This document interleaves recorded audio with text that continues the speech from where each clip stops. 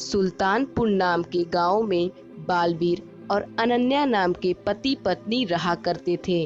उनके परिवार में उसके पिता डूबा डूबा और बाल परी भी साथ रहा करती थी।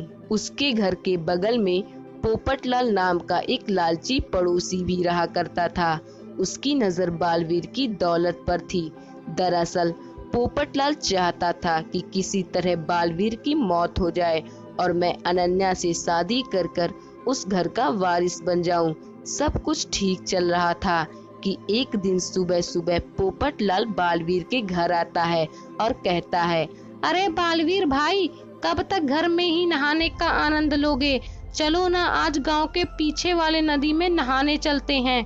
अरे पोपट भैया, वो सब तो ठीक है, पर नदी और तालाब में नहाने के लिए तैरना तो आना चाहिए ना।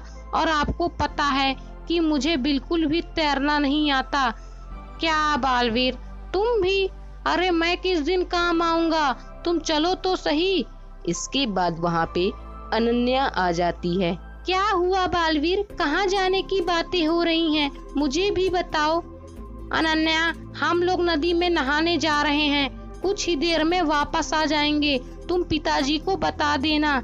इसके बाद बालवीर और पोपटलाल वहां से नदी की तरफ चले जाते हैं।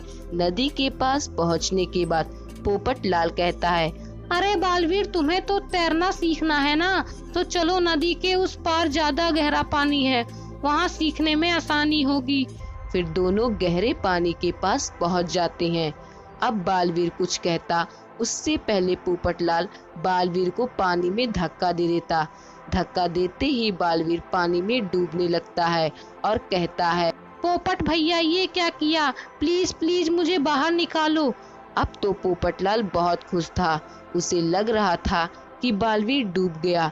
वह जल्दी से अनन्या के घर जाता है और वह कहता है, अनन्या, नदी में बालवीर का पैर फिसला और वह डूब गया।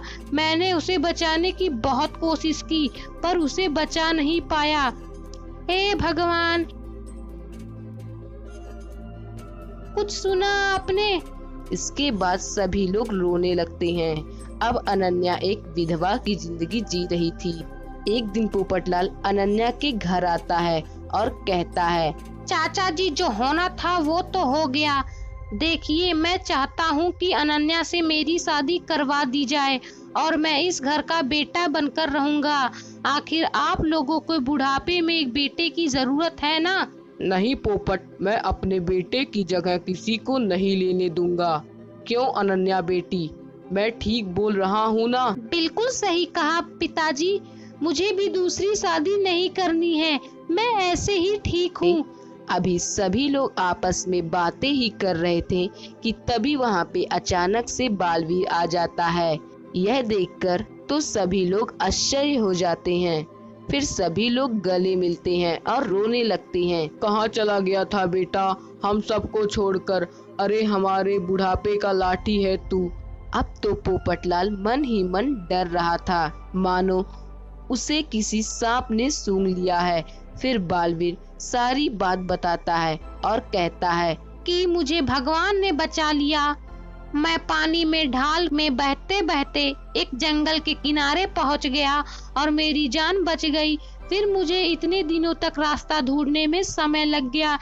यह सुनकर बालवीर के परिवार वाले पोपटलाल से गुस्सा जाते हैं और सभी लोग मिलकर पोपटलाल की पिटाई करते थे।